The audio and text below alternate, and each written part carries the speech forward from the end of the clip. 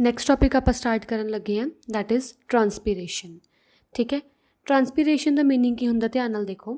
ਟਰਾਂਸਪੀਰੇਸ਼ਨ is a loss of water in the form of water vapor from the internal tissue through the aerial parts of plant। ਇਹਦੇ ਵਿੱਚ ਕੀ ਹੁੰਦਾ ਹੈ, 2 minute,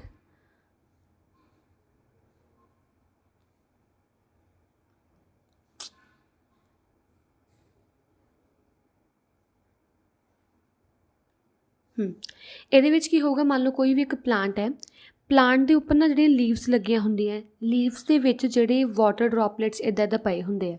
ਆਹ ਇੱਕ leaf ਦੇ ਉੱਪਰ ਜਿਹੜੇ ਵਾਟਰ ਡਰੋਪਲੇਟਸ ਹੈ ਉਹ ਇੱਦਾਂ ਇੱਦਾਂ, ਮਤਲਬ ਜਦੋਂ ਬਾਰਿਸ਼ ਵਗੈਰਾ ਆਉਂਦੀ ਹੈ ਜਾਂ ਜਦ ਪਲਾਂਟ ਉੱਪਰ ਲੈ ਕੇ ਜਾਂਦਾ ਰੂਟਸ ਥਰੂ ਪਾਣੀ ਨੂੰ, ਤਾਂ ਉਹਦੇ ਉੱਪਰ ਕੀ ਹੈ, ਲੀਵਸ ਦੇ ਉੱਪਰ ਵਾਟਰ ਡਰੋਪਲੇਟਸ ਹੁੰਦੇ ਆ। ਤਾਂ ਜਦੋਂ ਸਨ ਦੀਆਂ ਰੇਡੀਏਸ਼ਨਸ ਪੈਂਦੀਆਂ, ਸਨ ਦੀਆਂ ਰੇਡੀਏਸ਼ਨਸ ਪੈਣ ਜਾਂ ਗਰਮੀ ਜ਼ਿਆਦਾ ਹੋਵੇ ਉਸ ਦਿਨ, ਤਾਂ ਉਹਦੇ ਵਿੱਚੋਂ ਕੀ ਹੈ, ਜਿਹੜਾ ਵਾਟਰ ਹੈ ਇਹ ਇਵੈਪੋਰੇਟ ਹੋਣਾ ਸ਼ੁਰੂ ਹੋ ਜਾਂਦਾ। ਪਾਰਟਸ ਆਫ ਲੀਵਸ ਵਿੱਚੋਂ ਇਹ ਪਾਣੀ ਕੀ ਹੈ, ਲੋਸ ਹੋਣਾ ਸ਼ੁਰੂ ਹੋ ਜਾਂਦਾ, ਇਵੈਪੋਰੇਟ ਹੋਣਾ ਸ਼ੁਰੂ ਹੋ ਜਾਂਦਾ, ਅਤੇ ਉਹ ਪ੍ਰੋਸੈਸ ਨੂੰ ਆਪਾਂ ਬੋਲਦੇ ਹਾਂ ਟਰਾਂਸਪੀਰੇਸ਼ਨ। ਟਰਾਂਸਪੀਰੇਸ਼ਨ ਕੀ ਹੁੰਦਾ, it is a loss of water from in the form of water vapour. ਜਦੋਂ ਇੰਟਰਨਲ ਟਿਸ਼ੂਜ਼ ਜਿਹੜੇ ਹੁੰਦੇ ਆ ਪਲਾਂਟਸ ਦੇ, ਇੰਟਰਨਲ ਟਿਸ਼ੂਜ਼ ਤੋਂ ਜਿਹੜਾ ਵਾਟਰ ਆ ਲੋਸ ਹੋਣਾ ਸ਼ੁਰੂ ਹੋ ਜੇ, ਇਵੈਪੋਰੇਟ ਹੋਣਾ ਸ਼ੁਰੂ ਹੋ ਜੇ, ਉਹਨੂੰ ਬੋਲਦੇ ਹਾਂ ਆਪਾਂ ਟਰਾਂਸਪੀਰੇਸ਼ਨ।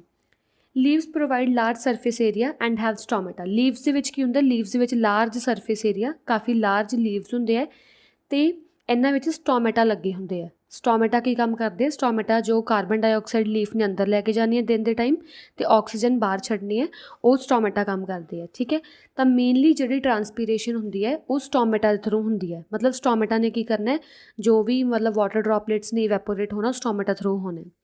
Hard and woody stems have small opening called lenticels. ਜਿਹੜੀ ਹਾਰਡ ਅਤੇ ਵੁਡੀ ਸਟੈਮਸ ਹੁੰਦੀਆਂ, ਜਿਵੇਂ ਮੰਨ ਲਓ ਆਹ ਹਾਰਡ ਅਤੇ ਵੁਡੀ ਸਟੈਮ ਹੈ, ਆਹ ਵਾਲੀ ਹਾਰਡ ਅਤੇ ਵੁਡੀ ਸਟੈਮ, ਇਹਦੇ ਵਿੱਚ ਜਿਹੜੀਆਂ ਸਮਾਲ ਓਪਨਿੰਗਸ ਹੁੰਦੀਆਂ, ਸਮਾਲ ਓਪਨਿੰਗ, ਉਹਨੂੰ ਆਪਾਂ ਲੈਂਟੀਸੈਲਸ ਬੋਲਦੇ ਹਾਂ, ਜਿਹਦੇ ਥਰੂ ਵੀ ਵਾਟਰ ਲੋਸ ਟੇਕਸ ਪਲੇਸ ਹੋ ਸਕਦਾ ਹੈ। ਠੀਕ ਹੈ, ਟਰਾਂਸਪੀਰੇਸ਼ਨ ਕੈਨ ਆਲਸੋ ਅਕਰ ਥਰੂ ਅ ਕਿਊਟਾਈਲ। ਕਿਊਟਾਈਲ ਕੀ ਹੁੰਦਾ, ਇੱਕ ਨਾ ਲੀਫ ਦੇ ਉੱਪਰ ਵੈਕਸੀ ਕੋਟਿੰਗ ਜੀ ਹੁੰਦੀ ਹੈ, ਇੱਕ ਵੈਕਸੀ ਕੋਟਿੰਗ ਲੱਗੀ ਹੁੰਦੀ ਹੈ ਜਿਹਨੂੰ ਆਪਾਂ ਕਿਊਟਾਈਲ ਬੋਲਦੇ ਹਾਂ ਲੀਫ ਉੱਪਰ। ਤਾਂ ਉਹ ਕਿਊਟਾਈਲ ਦੇ ਥਰੂ ਵੀ ਜਿਹੜੇ ਵਾਟਰ ਹੈ ਉਹ ਇਵੈਪੋਰੇਟ ਹੋ ਸਕਦਾ। ਇੱਕ ਤਾਂ ਸਟੋਮੇਟਾ ਥਰੂ ਹੋ ਸਕਦਾ, ਇੱਕ ਹਾਰਡ ਐਂਡ ਵੁਡੀ ਸਟੈਮ ਦੇ ਵਿੱਚ ਸਮਾਲ ਓਪਨਿੰਗ ਹੁੰਦੀ ਜਿਹਨੂੰ ਆਪਾਂ ਲੈਂਟੀਸੈਲਸ ਬੋਲਦੇ ਹਾਂ, ਉਹਦੇ ਥਰੂ ਵੀ ਇਵੈਪੋਰੇਸ਼ਨ ਹੋ ਸਕਦੀ ਹੈ, ਜਾਂ ਜਿਹੜਾ ਟਰਾਂਸਪੀਰੇਸ਼ਨ ਆ ਉਹ ਕਿਊਟਾਈਲ ਦੇ ਥਰੂ ਵੀ ਹੋ ਸਕਦਾ। ਬਟ ਜਿਹੜੀ ਕਿਊਟਾਈਲ ਦੇ ਥਰੂ ਰੈਸਪੀਰੇਸ਼ਨ ਹੁੰਦੀ ਹੈ ਉਹਦੀ ਅਮਾਊਂਟ ਬਹੁਤ ਘੱਟ ਹੁੰਦੀ ਹੈ, ਬਹੁਤ ਘੱਟ ਵਾਟਰ ਜਿਹੜਾ ਕਿਊਟਾਈਲ ਦੇ ਥਰੂ ਮਤਲਬ ਟਰਾਂਸਪੀਰੇਸ਼ਨ ਹੁੰਦਾ ਜਾਂ ਲੋਸ ਹੁੰਦਾ। ਨੈਕਸਟ ਆ ਗਿਆ ਸਿਗਨੀਫਿਕੈਂਸ ਆਫ ਟਰਾਂਸਪੀਰੇਸ਼ਨ। ਹੁਣ ਟਰਾਂਸਪੀਰੇਸ਼ਨ ਦੀ ਲੀਫ ਅਤੇ ਲਾਈਫ 'ਚ ਕੀ ਇੰਪੋਰਟੈਂਟ ਹੈ, ਇੱਕ ਪਲਾਂਟ ਦੀ ਲਾਈਫ 'ਚ ਕੀ ਇੰਪੋਰਟੈਂਟ ਹੈ। Transpiration is a very important process as it facilitates the movement of water and minerals toward the aerial parts of plant. ਜਿਹੜੀ ਟਰਾਂਸਪੀਰੇਸ਼ਨ ਹੈ, ਟਰਾਂਸਪੀਰੇਸ਼ਨ ਦੀ ਹੈਲਪ ਕਰਕੇ ਹੀ, ਟਰਾਂਸਪੀਰੇਸ਼ਨ ਨਾਲ ਜਿਹੜਾ ਰੂਟਸ ਦੇ ਵਿੱਚੋਂ ਪਾਣੀ ਉੱਪਰ ਨੂੰ ਜਾਣਾ ਹੈ ਉਹ ਟਰਾਂਸਪੀਰੇਸ਼ਨ ਦੇ ਮੇਨਲੀ ਥਰੂ ਜਾਂਦਾ ਹੈ। ਕਿਉਂਕਿ ਜਿਹੜਾ ਐਕਸੈਸ ਆਫ ਵਾਟਰ ਹੈ, ਜੇ ਲੀਫ ਉੱਪਰੋਂ ਐਕਸੈਸ ਆਫ ਵਾਟਰ ਉੱਡੀ ਜਾਊਗਾ, ਇਵੈਪੋਰੇਟ ਹੋਈ ਜਾਊਗਾ, ਤਾਂ ਹੀ ਨੀਚੋਂ ਪਾਣੀ ਉੱਪਰ ਜਾਈ ਜਾਊਗਾ, ਵਰਨਾ ਤਾਂ ਫਿਰ ਆਲਰੇਡੀ ਜੇ ਪਾਣੀ ਇੰਨਾ ਸਾਰਾ ਹੋਊਗਾ ਤਾਂ ਫਿਰ ਪਾਣੀ ਉੱਪਰ ਜਾਣਾ ਹੀ ਨਹੀਂਗਾ। ਠੀਕ ਹੈ, ਤਾਂ ਜਦੋਂ ਟਰਾਂਸਪੀਰੇਸ਼ਨ ਹੁੰਦੀ ਹੈ ਤਾਂ ਉਦੋਂ ਕੀ ਲਾਸ ਆਫ ਵਾਟਰ ਹੁੰਦਾ। ਲਾਸ ਆਫ ਵਾਟਰ ਹੋਊਗਾ, ਤਾਂ ਜੇ ਲਾਸ ਆਫ ਵਾਟਰ ਹੋ ਗਿਆ ਤਾਂ ਓਬਵੀਅਸ ਲੀਵਸ ਨੂੰ ਵਾਟਰ ਦੀ ਲੋੜ ਹੈ। ਜੇ ਲੀਵਸ ਨੂੰ ਵਾਟਰ ਦੀ ਲੋੜ ਹੈ ਤਾਂ ਰੂਟਸ ਤੋਂ ਵਾਟਰ ਮੰਗਵਾਊਗਾ, ਉੱਪਰ ਨੂੰ ਵਾਟਰ ਮੂਵ ਕਰੂਗਾ, ਤਾਂ ਜਿਹੜਾ ਹੈਗਾ ਫੋਟੋਸਿੰਥਸਿਸ ਪ੍ਰੋਸੈਸ ਸੌਖਾ ਹੋ ਜਾਊਗਾ।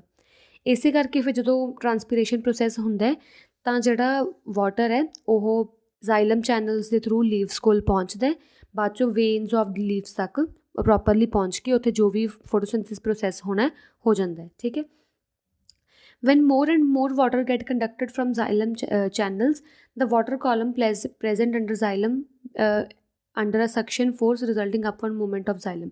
ਕਹਿੰਦੇ ਜਦੋਂ ਮਤਲਬ ਕਿ ਇਹ ਲੀਵਸ ਦੇ ਉੱਪਰੋਂ ਵਾਟਰ ਦੀ ਮਾਤਰਾ ਘੱਟ ਜਾਂਦੀ ਹੈ ਤਾਂ ਲੀਵਸ ਕੀ ਨੀਚੋਂ ਪਾਣੀ ਮੰਗਵਾਉਂਦੇ ਆ, ਜਦੋਂ ਨੀਚੋਂ ਪਾਣੀ ਮੰਗਵਾਉਂਦੇ ਆ ਤਾਂ ਜ਼ਾਈਲਮ ਚੈਨਲਸ ਦੇ ਥਰੂ ਉਹ ਪਾਣੀ ਉੱਪਰ ਜਾਂਦਾ ਹੈ। ਜਦੋਂ ਪਾਣੀ ਉੱਪਰ ਜਾਂਦਾ ਤਾਂ ਇੱਕ ਸਕਸ਼ਨ ਫੋਰਸ ਹੁੰਦੀ ਹੈ ਕਿ ਮਤਲਬ ਪਾਣੀ ਨੂੰ ਉੱਪਰ ਜਾਣ ਲਈ ਇੱਕ ਫੋਰਸ ਚਾਹੀਦੀ ਹੁੰਦੀ ਹੈ। ਉਹ upward movement of force through ਕੀ ਹੈ, ਜ਼ਾਈਲਮ ਦੇ ਥਰੂ ਲੀਵਸ ਤੱਕ ਪਾਣੀ ਜਾਂਦਾ ਹੈ, ਅਤੇ ਇਹ ਅਪਵਰਡ ਫੋਰਸ ਨੂੰ ਆਪਾਂ ਕੀ ਬੋਲਦੇ ਹਾਂ, ਟਰਾਂਸਪੀਰੇਸ਼ਨ ਪੁੱਲ। ਇਹ ਮੈਂ ਤੁਹਾਨੂੰ ਪਹਿਲੇ ਪੜ੍ਹਾ ਚੁੱਕੀ ਹਾਂ ਟਰਾਂਸਪੀਰੇਸ਼ਨ ਪੁੱਲ ਬਾਰੇ।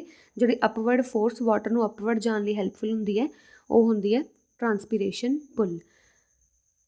ਨੈਕਸਟ ਆ ਗਿਆ ਆਪਣੇ ਕੋਲ ਟਰਾਂਸਪੀਰੇਸ਼ਨ ਹੈਲਪ ਇਨ ਕੂਲਿੰਗ ਅ ਪਲਾਂਟ। ਵੀ ਜਿਹੜਾ ਪਲਾਂਟ ਹੈ, ਜਦੋਂ ਪਲਾਂਟ ਦੇ ਉੱਪਰੋਂ ਵਾਟਰ ਵੇਪਰਸ ਇਵੈਪੋਰੇਟ ਕਰਦੇ ਆ, ਜਦੋਂ ਆਪਾਂ ਨੂੰ ਵੀ ਮੰਨ ਲਓ ਪਸੀਨਾ ਆਇਆ ਹੋਇਆ, ਪਸੀਨਾ ਆਉਣ ਤੋਂ ਬਾਅਦ ਜਦੋਂ ਆਪਾਂ ਪੱਖੇ ਨੀਚੇ ਬੈਠਦੇ ਹਾਂ ਉਦੋਂ ਆਪਾਂ ਨੂੰ ਵੀ ਮਤਲਬ ਠੰਡਕਾ ਫੀਲ ਹੁੰਦਾ ਨਾ, ਕੂਲਿੰਗ ਫੀਲ ਹੁੰਦੀ ਹੈ। ਕਿਉਂ ਫੀਲ ਹੁੰਦੀ ਹੈ? ਕਿਉਂਕਿ ਉਹਦੇ 'ਚ ਇਵੈਪੋਰੇਸ਼ਨ ਪ੍ਰੋਸੈਸ ਹੋਣ ਕਰਕੇ ਕੂਲਿੰਗ ਇਫੈਕਟ ਹੁੰਦਾ। ਉਵੇਂ ਜਦੋਂ ਪਲਾਂਟ ਦੀ ਲੀਵਸ ਉੱਪਰੋਂ ਇਵੈਪੋਰੇਸ਼ਨ ਪ੍ਰੋਸੈਸ ਹੁੰਦਾ ਤਾਂ ਪਲਾਂਟ ਨੂੰ ਵੀ ਕੀ ਹੈ, ਕੂਲਿੰਗ ਇਫੈਕਟ ਸ਼ੋ ਹੁੰਦਾ। ਜਦੋਂ ਉਹਦੇ ਵਿੱਚ ਕਹਿੰਦੇ ਲੋਸ ਆਫ ਵਾਟਰ ਹੁੰਦਾ ਪਲਾਂਟਸ ਦੇ ਪਾਰਟਸ ਵਿੱਚੋਂ, ਤਾਂ ਉਹਦਾ ਟੈਂਪਰੇਚਰ ਘੱਟ ਜਾਂਦਾ ਹੈ। ਇਸ ਲੀਫ ਦੇ ਉੱਪਰ ਜਦੋਂ ਸਾਰਾ ਵਾਟਰ ਇਵੈਪੋਰੇਟ ਹੋ ਰਿਹਾ ਤਾਂ ਲੀਫ ਦਾ ਟੈਂਪਰੇਚਰ ਘੱਟ ਜਾਂਦਾ ਹੈ। ਲੀਫ ਦਾ ਟੈਂਪਰੇਚਰ ਘਟਣਾ ਮਤਲਬ ਪਲਾਂਟ ਨੂੰ ਕੂਲਿੰਗ ਇਫੈਕਟ ਸ਼ੋ ਹੁੰਦਾ। ਆਊਟਸਾਈਡ ਕੀ ਹੈ, ਹੌਟ ਹੁੰਦਾ, ਬਟ ਪਲਾਂਟ ਨੂੰ ਕੂਲਿੰਗ ਰਹਿੰਦੀ ਹੈ ਹਮੇਸ਼ਾ। ਨੈਕਸਟ ਆ ਗਿਆ ਫੈਕਟਰਸ ਇਫੈਕਟਿੰਗ ਟਰਾਂਸਪੀਰੇਸ਼ਨ। ਕਿਹੜੇ ਕਿਹੜੇ ਫੈਕਟਰਸ ਹੈ ਜਿਹੜੇ ਟਰਾਂਸਪੀਰੇਸ਼ਨ ਨੂੰ ਇਫੈਕਟ ਕਰਦੇ ਆ? ਫਸਟ ਹੈਗਾ ਲਾਈਟ। ਲਾਈਟ ਕੀ ਹੈ ਕਿ ਜਿਵੇਂ ਜਿਵੇਂ ਆਪਾਂ ਲਾਈਟ ਕੀ ਹੈ ਇਨਕਰੀਜ਼ ਕਰੀ ਜਾਵਾਂਗੇ ਤਾਂ ਉਵੇਂ ਉਵੇਂ ਜਿਹੜਾ ਰੇਟ ਆਫ ਟਰਾਂਸਪੀਰੇਸ਼ਨ ਹੈ ਉਹ ਵੀ ਇਨਕਰੀਜ਼ ਹੋਈ ਜਾਊਗਾ। ਦੇਖੋ ਕਿਵੇਂ, the rate of transpiration increasing rapidly in the light than in the dark. ਵੀ ਜਦੋਂ ਲਾਈਟ ਹੋਊਗੀ, ਲਾਈਟ ਵਿੱਚ ਜਿਹੜੀ ਓਪਨਿੰਗ ਆਫ ਸਟੋਮੇਟਾ ਹੈ, ਜਿਹੜੇ ਸਟੋਮੇਟਾ ਓਪਨ ਹੋ ਜਾਂਦੀ ਹੈ, ਅਤੇ ਓਪਨ ਹੋਊਗੀ ਸਟੋਮੇਟਾ ਤਾਂ ਉਹ ਪਾਣੀ ਨੂੰ ਵੀ ਕੀ ਇਵੈਪੋਰੇਟ ਈਜ਼ੀਲੀ ਕਰਾਉਣ 'ਚ ਹੈਲਪਫੁਲ ਹੋਊਗੀ। ਬਟ ਰਾਤ ਦੇ ਟਾਈਮ ਕੀ ਹੁੰਦਾ, ਸਟੋਮੇਟਾ ਕਲੋਜ਼ ਹੁੰਦਾ ਹੈ। ਰਾਤ ਦੇ ਟਾਈਮ ਸਟੋਮੇਟਾ ਕਲੋਜ਼ ਹੋਣ ਕਰਕੇ ਜਿਹੜੀ ਟਰਾਂਸਪੀਰੇਸ਼ਨ ਉਹ ਲੀਵਸ ਦੇ ਥਰੂ, ਸਟੋਮੇਟਾ ਥਰੂ ਨਹੀਂ ਹੋ ਸਕਦੀ। ਟੈਂਪਰੇਚਰ, ਜਿੰਨਾ ਟੈਂਪਰੇਚਰ ਜ਼ਿਆਦਾ ਹੋਊਗਾ, ਜਿੰਨੀ ਗਰਮੀ ਜ਼ਿਆਦਾ ਹੋਊਗੀ, ਗਰਮੀ ਜ਼ਿਆਦਾ ਹੋਣਾ ਮਤਲਬ ਇਵੈਪੋਰੇਸ਼ਨ ਜ਼ਿਆਦਾ ਹੋਊਗੀ। ਮੋਰ ਟੈਂਪਰੇਚਰ, ਜੋ ਟੈਂਪਰੇਚਰ ਜ਼ਿਆਦਾ ਹੋਊਗਾ ਉਦੋਂ ਟਰਾਂਸਪੀਰੇਸ਼ਨ ਵੀ ਜ਼ਿਆਦਾ ਹੋਊ। ਟਰਾਂਸਪੀਰੇਸ਼ਨ ਮਤਲਬ ਲੋਸ ਆਫ ਵਾਟਰ ਜ਼ਿਆਦਾ ਹੋਊਗਾ। ਹਿਊਮਿਡਿਟੀ, ਹਿਊਮਿਡਿਟੀ ਹੁੰਦਾ amount of air present in the atmosphere, ਵੀ ਕਿੰਨੀ ਕੁ ਨਮੀ ਹੈ। ਹਿਊਮਿਡਿਟੀ ਮਤਲਬ ਨਮੀ। ਜੇ ਹਿਊਮਿਡਿਟੀ ਦੀ ਮਾਤਰਾ ਜ਼ਿਆਦਾ ਹੈ ਤਾਂ ਟਰਾਂਸਪੀਰੇਸ਼ਨ ਹਮੇਸ਼ਾ ਘੱਟ ਹੋਊਗੀ। ਹਿਊਮਿਡਿਟੀ ਜ਼ਿਆਦਾ ਤਾਂ ਟਰਾਂਸਪੀਰੇਸ਼ਨ ਘੱਟ ਹੋਊਗੀ। ਟਰਾਂਸਪੀਰੇਸ਼ਨ ਘੱਟ ਕਾਹਤੋਂ ਹੋਊਗੀ? ਕਿਉਂਕਿ ਜਿਹੜਾ ਉਹ ਹੈਗੀ ਆ ਕੰਸਨਟ੍ਰੇਸ਼ਨ ਆਫ ਵਾਟਰ ਵੇਪਰ ਹੈ ਉਹ ਤਾਂ ਆਲਰੇਡੀ ਬਹੁਤ ਜ਼ਿਆਦਾ ਹੈ ਐਟਮੋਸਫੀਅਰ ਦੇ ਵਿੱਚ, ਤਾਂ ਉਹ ਇੰਨੀ ਗਰਮੀ ਨਾ ਹੋਣ ਕਰਕੇ ਮਤਲਬ ਉਹ ਈਜ਼ੀਲੀ ਜਿਹੜੇ ਵਾਟਰ ਵੇਪਰ ਆ ਉੱਪਰ ਨਹੀਂ ਜਾ ਸਕਦੇ, ਇਵੈਪੋਰੇਟ ਨਹੀਂ ਹੁੰਦੇ। ਨੈਕਸਟ ਆ ਗਿਆ ਆਪਣੇ ਕੋਲ ਵਿੰਡ। ਜਿਵੇਂ ਆਪਣੀ ਵਿੰਡ ਦੀ ਸਪੀਡ ਇਨਕਰੀਜ਼ ਹੋਊਗੀ, ਜਿਵੇਂ ਹਵਾ ਜ਼ਿਆਦਾ ਤੇਜ਼ ਚੱਲੂਗੀ, ਹਵਾ ਜ਼ਿਆਦਾ ਤੇਜ਼ ਚੱਲਣ ਨਾਲ ਰੇਟ ਆਫ ਟਰਾਂਸਪੀਰੇਸ਼ਨ ਵੀ ਕੀ ਹੈ, ਇਨਕਰੀਜ਼ ਹੋ ਜਾਊਗਾ। ਇਹ ਕਾਹਤੋਂ? ਕਿਉਂਕਿ ਜਿਹੜੀ ਬਲੋਇੰਗ ਵਿੰਡ ਹੋਊਗੀ ਉਹ ਵਾਟਰ ਨੂੰ ਆਪਦੇ ਨਾਲ ਲਊਗੀ, ਵਾਟਰ ਵੇਪਰ ਨੂੰ, ਅਤੇ ਉਹਨੂੰ ਲੀਫ ਦੇ ਸਟਰਕਚਰ ਤੋਂ ਉੱਪਰ ਉੱਪਰ ਲੈ ਜਾਊਗੀ, ਦੀ ਇਵੈਪੋਰੇਸ਼ਨ ਲਈ ਹੈਲਪਫੁਲ ਹੋਊਗੀ, ਟਰਾਂਸਪੀਰੇਸ਼ਨ ਜ਼ਿਆਦਾ ਹੋ ਜਾਊਗੀ। ਨੈਕਸਟ ਆ ਗਿਆ soil water. The rate of transpiration decreases if the soil water decreases. ਜੇ ਸੋਇਲ ਦਾ ਵਾਟਰ ਵੀ ਡਿਕਰੀਜ਼ ਕਰ ਜਾਂਦਾ ਨਾ, ਸੋਇਲ ਦਾ ਵਾਟਰ ਡਿਕਰੀਜ਼ ਕਰਨ ਨਾਲ ਵੀ ਟਰਾਂਸਪੀਰੇਸ਼ਨ ਘੱਟ ਜਾਂਦੀ ਹੈ। ਇਉਂ ਇੱਦਾਂ ਕਿਉਂ ਹੁੰਦਾ? ਕਿਉਂਕਿ ਜਦੋਂ ਨੀਚੋਂ ਦੀ ਆਪਾਂ ਨੂੰ ਵਾਟਰ ਨਹੀਂ ਮਿਲ ਰਿਹਾ ਸੋਇਲ ਤੋਂ, ਤਾਂ ਵਾਟਰ ਨਹੀਂ ਮਿਲਦਾ ਪਿਆ ਮਤਲਬ ਸਟੋਮੇਟਾ ਨਹੀਂ ਓਪਨ ਹੁੰਦਾ ਪਿਆ। ਸਟੋਮੇਟਾ ਤਾਂ ਹੀ ਓਪਨ ਹੋਊਗਾ ਜੇ ਉਹਨੂੰ ਵਾਟਰ ਮਿਲਦਾ ਪਿਆ, ਤਾਂ ਉਹਨੂੰ ਵਾਟਰ ਅੰਦਰ ਲਿਜਾਣ ਲਈ ਸਟੋਮੇਟਾ ਓਪਨ ਕਰਨਾ ਪੈਣਾ, ਅਤੇ ਉਹ ਸਟੋਮੇਟਾ ਨਾ ਓਪਨ ਹੋਣ ਕਰਕੇ ਟਰਾਂਸਪੀਰੇਸ਼ਨ ਵੀ ਘੱਟ ਜਾਂਦਾ ਜਦੋਂ ਸੋਇਲ ਦੇ ਵਿੱਚੋਂ ਰੇਟ ਆਫ ਵਾਟਰ ਵੀ ਘੱਟ ਜਾਂਦਾ। ਠੀਕ ਹੈ। ਨੈਕਸਟ ਆ ਗਿਆ ਆਪਣੇ ਕੋਲ ਪਲਾਂਟ ਨਿਊਟਰੀਐਂਟਸ। ਜਿਵੇਂ ਕਹਿੰਦੇ ਐਨੀਮਲਸ ਹੈ ਉਵੇਂ ਪਲਾਂਟਸ ਨੂੰ ਵੀ ਕੀ ਹੈ, ਕੁਛ ਨਾ ਕੁਛ ਨਿਊਟਰੀਐਂਟਸ ਦੀ ਲੋੜ ਹੁੰਦੀ ਹੈ ਉਹਨਾਂ ਦੀ ਗਰੋਥ ਅਤੇ ਡਿਵੈਲਪਮੈਂਟ ਲਈ। ਇਹ ਨਿਊਟਰੀਐਂਟਸ ਹੈ ਜਿਹੜੇ ਹੁਣ ਆਪਾਂ ਤਾਂ ਪਲਾਂਟ ਨੂੰ ਖਾਣਾ ਦੇ ਕੇ ਨਹੀਂ ਆਉਂਦੇ, ਠੀਕ ਹੈ, ਤਾਂ ਓਬਵੀਅਸ ਆ ਪਲਾਂਟ ਕਿੱਥੋਂ ਲੈਣਗੇ? ਜਾਂ ਤਾਂ ਪਲਾਂਟ ਏਅਰ ਤੋਂ ਲੈਣਗੇ, ਵਾਟਰ ਤੋਂ, ਜਾਂ ਉਹਦੀ ਬੈਸਟ ਫਰੈਂਡ ਸੋਇਲ ਤੋਂ। ਠੀਕ ਹੈ, ਤਾਂ ਪਲਾਂਟ ਵਿੱਚ ਕੀ ਹੈ, ਮੇਨਲੀ 17 ਕੈਮੀਕਲ ਐਲੀਮੈਂਟਸ ਹੈ ਜਿਹੜੇ ਉਹਨੂੰ ਇੰਪੋਰਟੈਂਟ ਹੁੰਦੇ ਹੈ ਗਰੋਥ ਅਤੇ ਸਰਵਾਈਵਲ ਲਈ, ਅਤੇ ਉਹਨਾਂ 17 ਕੈਮੀਕਲ ਐਲੀਮੈਂਟਸ ਨੂੰ ਆਪਾਂ ਬੋਲਦੇ ਹਾਂ ਐਸੈਂਸ਼ੀਅਲ ਐਲੀਮੈਂਟਸ। ਮਤਲਬ ਪਲਾਂਟ ਨੂੰ ਗਰੋ ਕਰਨ ਲਈ ਮੇਨ 17 ਕੈਮੀਕਲ ਐਲੀਮੈਂਟਸ ਦੀ ਲੋੜ ਹੁੰਦੀ ਹੈ, ਅਤੇ ਉਹਨਾਂ 17 ਐਲੀਮੈਂਟਸ ਨੂੰ ਆਪਾਂ ਬੋਲਦੇ ਹਾਂ ਐਸੈਂਸ਼ੀਅਲ ਐਲੀਮੈਂਟਸ। ਹੁਣ ਇਹ ਜਿਹੜੇ ਐਲੀਮੈਂਟਸ ਹੈ, ਐਲੀਮੈਂਟਸ ਫਰਦਰ 2 ਕੈਟਾਗਰੀਜ਼ ਵਿੱਚ ਡਿਵਾਈਡਡ ਹੈ, ਨਾਨ ਮਿਨਰਲ ਐਲੀਮੈਂਟਸ ਅਤੇ ਮਿਨਰਲ ਐਲੀਮੈਂਟਸ। 1 ਬਾਏ 1 ਆਪਾਂ ਰੀਡ ਕਰਦੇ ਹਾਂ ਮਿਨਰਲ ਅਤੇ ਨਾਨ ਮਿਨਰਲ ਐਲੀਮੈਂਟਸ ਕਿਹੜੇ ਹੁੰਦੇ ਆ। ਤਾਂ ਫਸਟ ਆ ਗਿਆ ਆਪਣੇ ਕੋਲ ਨਾਨ ਮਿਨਰਲ ਐਲੀਮੈਂਟਸ। 17 ਜਿਹੜੇ ਆਪਣੇ ਨਿਊਟ੍ਰੀਐਂਟ ਐਲੀਮੈਂਟਸ ਹੈ ਜਿਹੜੇ ਪਲਾਂਟ ਨੂੰ ਚਾਹੀਦੇ ਹੁੰਦੇ ਆ। Carbon, oxygen are supplied by air. ਉਹਨਾਂ ਵਿੱਚੋਂ ਜਿਹੜਾ ਕਾਰਬਨ ਸੀ, ਆਕਸੀਜਨ O2, ਇਹ ਦੋਨੋਂ ਕੀ ਹੈ, ਏਅਰ ਦੇ ਥਰੂ ਸਪਲਾਈ ਹੋ ਜਾਂਦੇ ਆ, ਅਤੇ ਜਿਹੜਾ ਵਾਟਰ ਹੈ, ਜਿਹੜਾ ਹਾਈਡਰੋਜਨ ਹੈ H2, ਉਹ ਉਹਨੂੰ ਵਾਟਰ ਦੇ ਥਰੂ ਮਿਲ ਜਾਂਦਾ। ਠੀਕ ਹੈ, ਤਾਂ ਇਹਨਾਂ ਹੀ 3 ਨੂੰ, ਕਾਰਬਨ, ਆਕਸੀਜਨ ਅਤੇ ਹਾਈਡਰੋਜਨ ਨੂੰ ਆਪਾਂ ਨਾਨ ਮਿਨਰਲ ਐਲੀਮੈਂਟਸ ਬੋਲਦੇ ਹਾਂ। ਠੀਕ ਹੈ, these elements are utilized by the plant to make their food। ਅਤੇ ਇਹੀ ਜਿਹੜੇ ਕਾਰਬਨ, ਆਕਸੀਜਨ ਅਤੇ ਹਾਈਡਰੋਜਨ ਹੈ ਇਹ ਮੇਨ ਐਜ਼ ਅ ਯੂਜ਼ ਕਰਦਾ ਫੋਟੋਸਿੰਥੇਸਿਸ ਦੇ ਪ੍ਰੋਸੈਸ ਲਈ, ਜਦੋਂ ਉਹਨੂੰ ਆਪਦਾ ਫੂਡ ਤਿਆਰ ਕਰਨਾ ਹੁੰਦਾ। ਤਾਂ ਨਾਨ ਮਿਨਰਲ ਐਲੀਮੈਂਟਸ ਕਿੰਨੇ ਹੋ ਗਏ? 3। ਕਿਹੜੇ ਕਿਹੜੇ ਹੋ ਗਏ? ਕਾਰਬਨ, ਆਕਸੀਜਨ ਅਤੇ ਹਾਈਡਰੋਜਨ COH। ਠੀਕ ਹੈ, ਨੈਕਸਟ ਆ ਗਿਆ ਆਪਣੇ ਕੋਲ ਮਿਨਰਲ ਐਲੀਮੈਂਟਸ। ਮਿਨਰਲ ਐਲੀਮੈਂਟ ਜਿਹੜੇ ਹੁੰਦੇ ਆ, ਜਿਹੜੇ ਨੈਚੁਰਲੀ ਅਕਰਿੰਗ ਸਬਸਟਾਂਸਿਸ ਤੋਂ ਆਉਂਦੇ ਆ, ਅਤੇ ਜਿਹੜੇ ਸੋਇਲ ਦੇ ਥਰੂ ਇੱਕ ਪਲਾਂਟ ਲੈਂਦਾ ਹੈ। ਠੀਕ ਹੈ, ਤਾਂ ਮਿਨਰਲ ਐਲੀਮੈਂਟਸ ਮੇਨਲੀ ਪਲਾਂਟ ਕਿੱਥੋਂ ਲਊਗਾ? ਰੂਟਸ ਦੇ ਥਰੂ, ਜਾਂ ਤਾਂ ਵਾਟਰ ਦੇ ਨਾਲ ਉੱਪਰ ਜਾ ਰਿਹਾ ਜਾਂ ਮਿਨਰਲਸ ਦੇ ਨਾਲ ਉੱਪਰ ਜਾ ਰਿਹਾ। ਠੀਕ ਹੈ, ਇਹ ਸਾਰੇ ਜਿਹੜੇ ਮਿਨਰਲ ਐਲੀਮੈਂਟਸ ਹੁੰਦੇ ਆ ਉਹ ਪਲਾਂਟ ਨੂੰ ਕਾਹਦੇ ਲਈ ਚਾਹੀਦੇ ਹੁੰਦੇ ਆ? ਗਰੋਥ ਦੀ ਡਿਵੈਲਪਮੈਂਟ ਲਈ ਚਾਹੀਦੇ ਹੁੰਦੇ ਆ। ਠੀਕ ਹੈ, ਜਿਹੜੇ ਜਿੰਨੇ ਮੰਨ ਲਓ 17 ਵਿੱਚੋਂ ਜਿਹੜੇ 3 ਤਾਂ ਸੀਗੇ ਉਹ ਨਾਨ ਮਿਨਰਲ ਸੀਗੇ। ਠੀਕ ਹੈ, ਅਤੇ 17 ਚੋਂ 3 ਕੱਢ ਦਿਓ, ਮਤਲਬ 14 ਐਲੀਮੈਂਟਸ ਰਹਿ ਗਏ। ਹੁਣ 14 ਐਲੀਮੈਂਟ ਜਿਹੜੇ ਹੋਣਗੇ ਉਹ ਮਿਨਰਲ ਐਲੀਮੈਂਟਸ ਹੋਣਗੇ। ਇਹ ਜਿਹੜੇ ਮਿਨਰਲ ਐਲੀਮੈਂਟਸ ਹੈ ਇਹ ਵੀ ਫਰਦਰ ਕੀ ਹੈ, 2 ਟਾਈਪਸ ਵਿੱਚ ਡਿਵਾਈਡ ਹੋ ਜਾਂਦੇ ਆ। ਪਹਿਲੇ ਹੁੰਦੇ ਮੈਕਰੋਨਿਊਟ੍ਰੀਐਂਟਸ, ਠੀਕ ਹੈ, ਅਤੇ ਸੈਕਿੰਡ ਡਿਵਾਈਡ ਹੋ ਗਿਆ ਆਪਣੇ ਕੋਲ ਮਾਈਕਰੋਨਿਊਟ੍ਰੀਐਂਟਸ। ਤਾਂ ਮੈਕਰੋਨਿਊਟ੍ਰੀਐਂਟਸ ਉਹ ਵਾਲੇ ਨਿਊਟ੍ਰੀਐਂਟਸ ਹੈ ਜਿਹੜੇ ਪਲਾਂਟਸ ਨੂੰ ਬਹੁਤ ਜ਼ਿਆਦਾ ਅਮਾਊਂਟ ਵਿੱਚ ਚਾਹੀਦੇ ਹੁੰਦੇ ਆ, ਅਤੇ ਮੈਕਰੋਨਿਊਟ੍ਰੀਐਂਟਸ ਉਹ ਵਾਲੇ ਪਲਾਂਟਸ ਹੁੰਦੇ ਆ, ਉਹ ਵਾਲੇ ਮਿਨਰਲਸ ਹੁੰਦੇ ਆ ਜਾਂ ਨਿਊਟ੍ਰੀਐਂਟਸ ਹੁੰਦੇ ਆ ਜਿਹੜੇ ਪਲਾਂਟ ਨੂੰ ਘੱਟ ਅਮਾਊਂਟ ਵਿੱਚ ਚਾਹੀਦੇ ਹੁੰਦੇ ਆ। ਤਾਂ 14 ਜਿਹੜੇ ਰਹਿ ਗਏ ਰਿਮੇਨਿੰਗ, ਉਹਨਾਂ ਵਿੱਚੋਂ 6 ਜਿਹੜੇ ਐਲੀਮੈਂਟਸ ਹੈ, ਮੈਕਰੋਨਿਊਟ੍ਰੀਐਂਟ ਕਿੰਨੇ ਆ? 6 ਐਲੀਮੈਂਟਸ ਹੈ ਜਿਹੜੇ ਪਲਾਂਟ ਨੂੰ ਲਾਰਜਰ ਅਮਾਊਂਟ ਵਿੱਚ ਚਾਹੀਦੇ ਆ, ਤਾਂ ਉਹਨਾਂ ਨੂੰ ਆਪਾਂ ਬੋਲਦੇ ਹਾਂ ਮੈਕਰੋਨਿਊਟ੍ਰੀਐਂਟਸ। ਤਾਂ ਮੈਕਰੋਨਿਊਟ੍ਰੀਐਂਟਸ ਵਿੱਚ ਕੌਣ ਆ ਜਾਂਦਾ ਹੈ? Nitrogen, phosphorus, potassium, calcium, magnesium, sulphur. ਹੁਣ ਇਹ ਨੇਮ ਤੁਹਾਨੂੰ ਲਰਨ ਰੱਖਣੇ ਪੈਣੇ ਹੈ। ਠੀਕ ਹੈ, ਤਾਂ 14 ਵਿੱਚੋਂ 6 ਤਾਂ ਗਏ ਮੈਕਰੋਨਿਊਟ੍ਰੀਐਂਟਸ ਕੋਲ, ਕਿੰਨੇ ਬਚ ਗਏ ਹੁਣ? 8। ਤਾਂ 8 ਕਿਹੜੇ ਹੋਣਗੇ? ਓਬਵੀਅਸਲੀ ਮਾਈਕਰੋਨਿਊਟ੍ਰੀਐਂਟ। ਜਿਹੜੇ ਰਿਮੇਨਿੰਗ 8 ਐਲੀਮੈਂਟ ਰਹਿ ਗਏ ਉਹਨੂੰ ਆਪਾਂ ਟਰੇਸ ਅਮਾਊਂਟ ਬਾਈ ਪਲਾਂਟਸ, ਟਰੇਸ ਮਤਲਬ ਬਹੁਤ ਘੱਟ, ਲੋ, ਜਿਹੜੀ ਲੋ ਅਮਾਊਂਟ ਵਿੱਚ ਚਾਹੀਦੀ ਹੁੰਦੀ ਹੈ ਪਲਾਂਟ ਨੂੰ, ਤਾਂ ਉਹਨੂੰ ਆਪਾਂ ਬੋਲਦੇ ਹਾਂ ਮਾਈਕਰੋਨਿਊਟ੍ਰੀਐਂਟਸ। ਮਾਈਕਰੋਨਿਊਟ੍ਰੀਐਂਟਸ ਕਿਹੜੇ ਆਏ ਜਾਂਦੇ ਆ?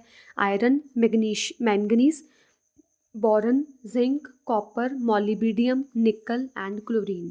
ਇਹ ਸਾਰੇ 8 ਐਲੀਮੈਂਟਸ ਹੈ ਜਿਹੜੇ ਪਲਾਂਟ ਨੂੰ ਲੈਸ ਕੁਆਂਟਿਟੀ ਵਿੱਚ ਚਾਹੀਦੇ ਹੁੰਦੇ ਆ। ਠੀਕ ਹੈ, ਨੈਕਸਟ ਆ ਗਿਆ ਆਪਣੇ ਕੋਲ ਫੰਕਸ਼ਨਸ ਆਫ ਮੈਕਰੋਨਿਊਟ੍ਰੀਐਂਟਸ। ਜਿਹੜੇ ਆਪਾਂ ਮੈਕਰੋਨਿਊਟ੍ਰੀਐਂਟਸ ਪੜ੍ਹੇ ਸੀਗੇ ਕਿ ਜਿਹੜੇ 6 ਐਲੀਮੈਂਟਸ ਜਿਹੜੇ ਮੈਕਰੋਨਿਊਟ੍ਰੀਐਂਟਸ ਹੈ ਉਹਨਾਂ ਦਾ ਕੀ ਫੰਕਸ਼ਨ ਹੈ ਪਲਾਂਟ ਦੀ ਬਾਡੀ ਵਿੱਚ। ਤਾਂ ਪਹਿਲਾ ਹੈਗਾ ਨਾਈਟ੍ਰੋਜਨ। ਨਾਈਟ੍ਰੋਜਨ ਕੀ ਕਰਦਾ? ਮੇਨਲੀ ਪ੍ਰੋਟੀਨਸ ਅਤੇ ਕਲੋਰੋਫਿਲ ਦੀ ਫਾਰਮੇਸ਼ਨ ਲਈ ਹੈਲਪਫੁਲ ਹੁੰਦਾ। ਮਤਲਬ ਜੋ ਰੈਪਿਡ ਗਰੋਥ ਹੋਣੀ ਹੁੰਦੀ ਹੈ ਪਲਾਂਟ ਦੀ, ਗਰੋਥ ਕੌਣ ਕਰਦਾ? ਨਾਈਟ੍ਰੋਜਨ ਕਰਦਾ।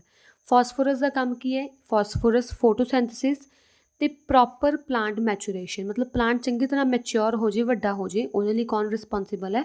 ਫਾਸਫੋਰਸ। ਪੋਟਾਸ਼ੀਅਮ ਵੀ ਕੀ ਕਰੂਗਾ? ਪ੍ਰੋਟੀਨਸ ਲਈ ਹੈਲਪਫੁਲ ਹੈ, ਫੋਟੋਸੈਂਥਸਿਸ ਲਈ ਹੈਲਪਫੁਲ ਹੈ, ਪਲੱਸ ਫਰੂਟ ਕੁਆਲਿਟੀ, ਮਤਲਬ ਇਹ ਫਰੂਟ ਕੁਆਲਿਟੀ ਨੂੰ ਵੀ ਮਤਲਬ ਧਿਆਨ ਰੱਖਦਾ ਪੋਟਾਸ਼ੀਅਮ। ਜੇ ਪੋਟਾਸ਼ੀਅਮ ਪ੍ਰੋਪਰ ਹੋਊਗਾ ਤਾਂ ਫਰੂਟ ਦੀ ਕੁਆਲਿਟੀ ਵੀ ਪ੍ਰੋਪਰ ਹੋਊਗੀ। ਪਲੱਸ ਪੋਟਾਸ਼ੀਅਮ ਦੀ ਹੈਲਪ ਨਾਲ ਓਪਨਿੰਗ ਜਾਂ closing of stomata we regulate ਰਹਿੰਦੀ ਹੈ, ਉਹਦੇ ਨਾਲ ਕੀ ਹੈ? ਟਰਾਂਸਪੀਰੇਸ਼ਨ ਵੀ ਪ੍ਰੋਪਰ ਰਹਿੰਦੀ ਹੈ ਪੋਟਾਸ਼ੀਅਮ ਥਰੂ। ਠੀਕ ਹੈ, ਕੈਲਸ਼ੀਅਮ ਤਾਂ ਬਹੁਤ ਇੰਪੋਰਟੈਂਟ ਹੈਗਾ ਜਿਹੜਾ ਪਲਾਂਟ ਲਈ, ਕਿਉਂਕਿ ਜਿਹੜੀ ਪਲਾਂਟ ਸੈੱਲ ਹੈ, ਪਲਾਂਟ ਸੈੱਲ ਦੇ ਆਸੇ ਪਾਸੇ ਕੈਲਸ਼ੀਅਮ ਹੀ ਲੱਗਾ ਹੁੰਦਾ, ਅਤੇ ਜਿਹੜਾ ਮੇਨ ਸਟਰੈਂਥ ਦੇਣੀ ਹੈ ਪਲਾਂਟ ਨੂੰ ਉਹ ਕੈਲਸ਼ੀਅਮ ਨੇ ਦੇਣੀ ਹੈ। ਅਤੇ ਜਿਹੜਾ ਮੈਗਨੀਸ਼ੀਅਮ ਹੈ ਕਲੋਰੋਫਿਲ ਲਈ ਹੈਲਪਫੁਲ ਹੁੰਦਾ। ਜੇ ਕਲੋਰੋਫਿਲ ਹੈਗਾ, ਕਲੋਰੋਫਿਲ ਮਤਲਬ ਫੋਟੋਸੈਂਥਸਿਸ ਲਈ ਹੈਲਪਫੁਲ ਹੈ। ਠੀਕ ਹੈ, ਤਾਂ ਇਹ ਇੱਕ ਫੰਕਸ਼ਨ ਸੀ ਮੈਕਰੋਨਿਊਟ੍ਰੀਐਂਟਸ ਦੇ। ਨੈਕਸਟ ਆ ਗਿਆ ਡੈਫੀਸ਼ੀਐਂਸੀ ਸਿੰਪਟਮਸ ਇਨ ਪਲਾਂਟ। ਕਈ ਵਾਰੀ ਆਪਣੇ ਪਲਾਂਟ ਕੀ ਮੁਰਝਾਉਣੇ ਸ਼ੁਰੂ ਹੋ ਜਾਂਦੇ ਆ। ਇੱਦਾਂ ਦੇਖੋ ਜਿਵੇਂ ਪਲਾਂਟਸ ਕਈ ਵਾਰ ਮੁਰਝਾ ਜਾਂਦੇ ਆ ਨਾ, ਕਈ ਵਾਰੀ ਯੈਲੋ ਸ਼ੇਡ ਦੇਣੇ ਸ਼ੁਰੂ ਕਰ ਜਾਂਦੇ ਆ, ਕੁਛ ਕੁ ਗ੍ਰੀਨ ਕੁਛ ਕੁ ਯੈਲੋ। ਤਾਂ ਕੁਛ ਡੈਫੀਸ਼ੀਐਂਸੀ ਸਿੰਪਟਮਸ ਕੀ ਹੈ, ਕਿੱਦਾਂ ਦਾ ਦਿਖਦੇ ਆਪਾਂ ਨੂੰ? ਅਗਰ ਕਹਿੰਦੇ if a plant is deficient in particular mineral, ਅਗਰ ਉਹ ਮੈਕਰੋ ਜਾਂ ਮਾਈਕਰੋ 'ਚ ਉਹਨੂੰ ਕੋਈ ਵੀ ਪਰਟੀਕੂਲਰ ਮਿਨਰਲ ਨਾ ਪ੍ਰੋਪਰ ਮਿਲੇ, ਤਾਂ ਜਿਹੜਾ ਸਾਈਕੋਲੋਜੀਕਲ ਪ੍ਰੋਸੈਸ ਹੁੰਦਾ ਪਲਾਂਟ ਦਾ, ਜੋ ਸਾਈਕੋਲੋਜੀਕਲ ਪ੍ਰੋਸੈਸ ਮਤਲਬ ਉਹਦੀ reproduction, growth, resistance to disease ਮਤਲਬ ਬਿਮਾਰੀਆਂ ਤੋਂ ਬਚਣਾ, ਤਾਂ ਇਹ ਸਾਰਾ ਕੁਛ ਜਿਹੜਾ ਪਲਾਂਟ ਉਹ ਨਹੀਂ ਪ੍ਰੋਪਰ ਸ਼ੋ ਕਰਦਾ।